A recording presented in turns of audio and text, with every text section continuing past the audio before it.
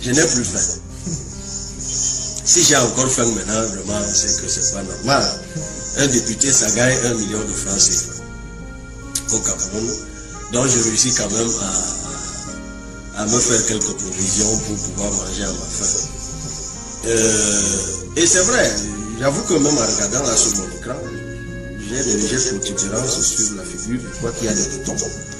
Mais il va y avoir quelques grammes de graisse aussi. Parce qu'à la présidentielle, je ne faisais pas 80 kilos. Ce matin, je faisais un peu plus. Donc c'est clair que grâce à la politique, je mange peut-être un peu.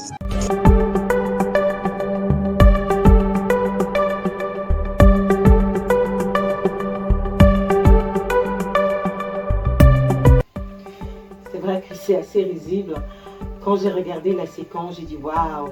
Et puis, je vais dire quelque chose rapidement avant de revenir sur une question que vous me permettez. Vous savez, aujourd'hui, malheureusement pour le Cameroun, on a très mal compris c'est quoi les réseaux sociaux. Et on a formé un gouvernement de réseaux sociaux, un gouvernement TikTok, un gouvernement Facebook, un gouvernement Twitter, un gouvernement Instagram, un gouvernement LinkedIn, un gouvernement... Et tout ça, ça fait qu'on a perdu le bon sens. Parce que tellement on est jugé parti, tellement au Cameroun, on est dans la cour du rapéto, que chacun peut se lever un matin et dire n'importe quoi sans même comprendre la quintessence de la chose ou même peser l'implication de la personne. Parce que Cabral Libby peut dire tout ce qu'il veut, il est libre, c'est un homme libre, je pense. Mais le député, l'élu du peuple Cabral Libby ne peut pas dire ce qu'il veut. Je suis désolée. Et quand on en arrive là à un député, un élu du peuple qui ne pèse plus le poids de ses mots et qui dit tout et n'importe quoi, sans se remettre en question, c'est ce que j'ai appelé le gouvernement Facebook, Twitter, Instagram. Je ne vais donc pas m'attarder sur la personne de Cabral Libby, comme je dis, c'est un homme libre, de dire ce qu'il veut, ce qu'il pense, parce que c'est un individu lambda. Je vais m'attarder sur le député, parce que c'est un élu du peuple, c'est un représentant du peuple. Il fait partie de ceux qui ont dit « Nous nous battons pour vous, pour la cause du Cameroun ». Cette vidéo me trouble beaucoup parce qu'on voit là quelqu'un qui a atteint son objectif. Il avait faim, maintenant il n'a plus faim. C'est très bien. L'autre chose qu'on dénote de cette vidéo, c'est que un député, ça touche quand même 1 million de francs CFA. Alors, je conçois très mal la chose, M. Ngo, qu'on puisse donner 1 million de francs CFA à un député, mais que nous avons des agents de terrain, nous avons des femmes de ménage, nous avons des gardiens, c'est-à-dire des agents de sécurité, nous avons des militaires qui vont en guerre, qui meurent pour l'équilibre et la sécurité de notre nation, mais qui ne frôlent pas 100 000 francs, qui ne frôlent pas 200 000 francs. 300 000, on commence à parler de capitaine ou de sergent-chef ou de lieutenant.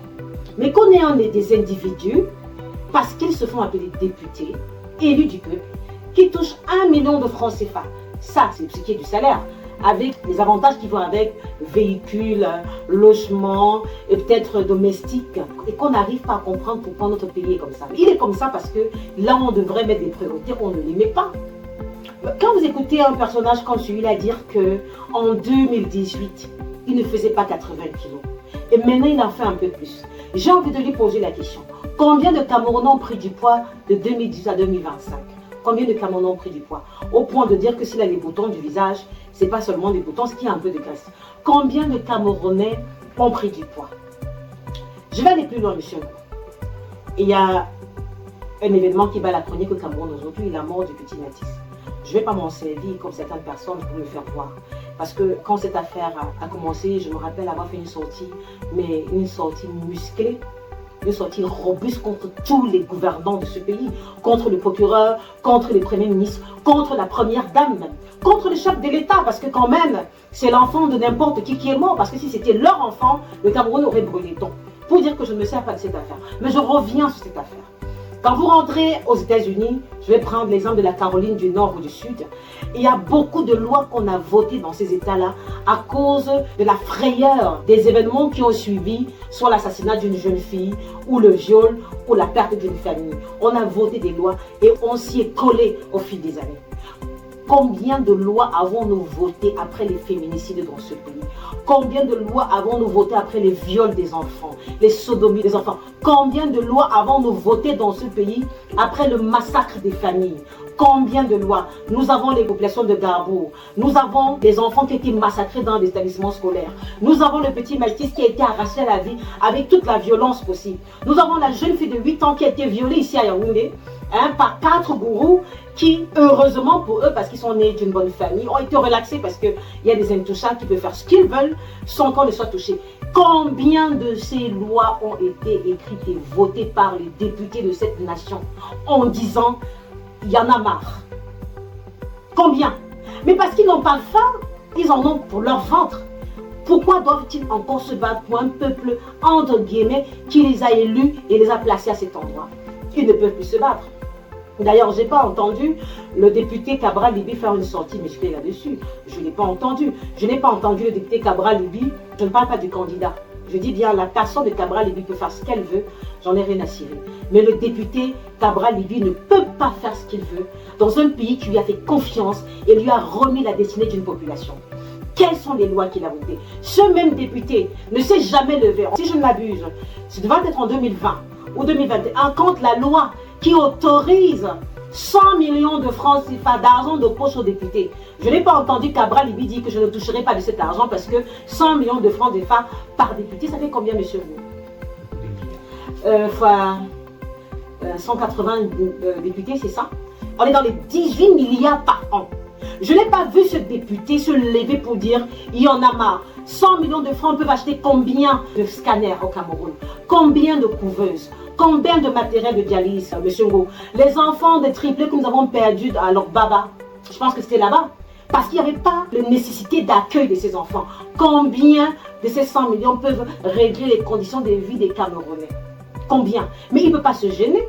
Pourquoi? Parce qu'il n'a plus faim. Mais j'ai envie de dire aux Camerounais, quand un leader vous dit qu'il n'a plus faim, c'est en fait qu'il est en train de vous dire que tout ce qui peut arriver, tant que j'ai ma part du gâteau, je ne gère plus rien. D'ailleurs, qu'est-ce qu'ils font pour nous? Ce sont les vendeurs à la sauvette. Ce sont les vendeurs d'illusions qui se pavanent un peu partout dans les avions, dans les pays pour nous faire croire qu'ils vont étudier comment les autres fonctionnent avant que l'ONU n'existe, avant que l'UNESCO, avant que l'UNICEF, avant que toutes ces associations internationales n'existent. Comment les pays fonctionnaient? Comment George Washington a fait pour bâtir les États-Unis et imposer que les États-Unis c'est un pays pour tous les Américains? Comment? L'amour de la patrie. Il a pensé son pays. Il s'est battu pour son pays. Il a une vision pour son pays. Et il a fait des États-Unis ce que les États-Unis sont aujourd'hui. Quand aurons-nous un Cameroun pour les Camerounais? Quand aurons-nous un Cameroun propice pour la croissance libre et sécurisée de nos enfants? Quand aurons-nous un Cameroun où nos enfants iront à l'école, puisqu'on nous a dit que c'est l'école qui est la porte d'entrée du bonheur, et sortiront de cette école et auront ce bonheur? Non, aucune loi n'a été votée. Chaque jour, on est dans les révisions des lois, révisions des textes, mais en fait, rien ne bouge. C'est pour vous dire que, en fait, le député Cabral Libby a dit tout haut ce qui se vit tout bas. C'est que les gens entrent en politique. D'ailleurs, je crois que c'est ce qu'il a dit. Je suis d'accord qu'avec la politique, je mange mieux. Donc, en fait, les gens se lancent en politique pour bien manger. Ils ne se lancent pas en politique pour résoudre des problèmes institutionnels ou les problèmes de gouvernance. Pourquoi? Parce que la politique a échoué, monsieur. Je ne me reconnais pas en femme politique. Je suis un leader, mais qui a compris que la politique est le seul moyen de se hisser à un niveau de pouvoir pour faire pression sur le gouvernement et leur donner un ton, le meilleur ton. Donc si on dit femme politique, d'accord, je vous accorde, mais pas cette politique de bas étage qui cherche à manger. En tout cas, moi, s'il faut que je prenne encore du poids, je serai. Vous comprenez ce que je veux dire? Je suis suffisamment bien nourrie, je n'ai pas besoin de prendre des kilos, au contraire, j'ai envie d'en perdre. Donc ce sera l'inverse. Je ne rentre pas en politique parce que je veux bien manger, je mange très bien. Je mange bien, je prends soin de mes 4 gosses tranquillement. Donc, je n'ai pas besoin d'argent. Quand j'entre en politique, c'est parce que je me suis dit, c'est le moyen par excellence pour porter le problème de mon peuple vers les meilleures solutions, pour adresser les différentes situations du peuple camerounais, où il faut que ces situations soient adressées et leur donner des réponses concrètes. C'est pourquoi je dis aux Camerounais, si vous osez me voter, si ça vous tente, comme quelqu'un avait dit, quand vous allez à la rivière pour vous laver les habits et que l'eau cesse de couler, vous ne restez pas là. Allez voir ailleurs. Je ne dis pas que je suis la meilleure des candidats sur le point de vue. humain, parce que nous sommes tous défaillants, mais en termes de leadership, je suis convaincue que jusqu'ici, de tout ce que j'ai regardé et écouté, j'en dis le meilleur choix. Parce que j'ai faim de quelque chose. Peut-être député Dabra n'a plus faim. Moi, j'ai faim de voir mon pays se redresser.